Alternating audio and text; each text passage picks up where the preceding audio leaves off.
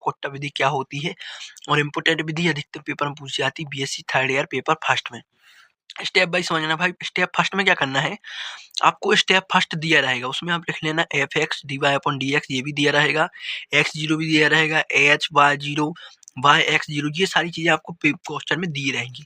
Step second में क्या करना है, ये फॉर्मूला है भाई, वाई वन रोंगा कोट्टा विधि का फॉर्मूला क्या है, वाई वन बराबर वाई जीरो प्लस के वन के टू अपॉन टू। ठीक है, ये सूत्र है।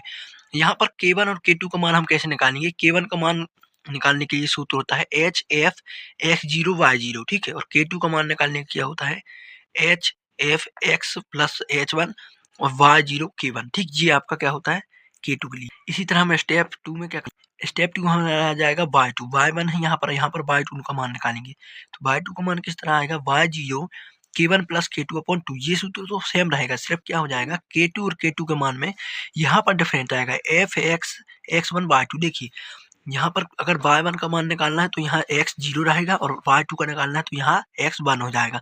मतलब जो मान निकालेंगे इनका मान यहाँ पर पुट करना होगा। तो यहाँ पर एक्स वन वाई वन और K two H F X one H one plus Y one K one.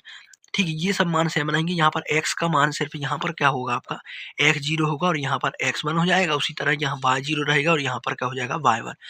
इस तरह ये सेकेंड है, इस तरह और हम लोग आगे करते जाएंगे इस विधि को। ठीक है, सॉल्व जहाँ तक आपको क्वेश्चन में दिया रहेगा।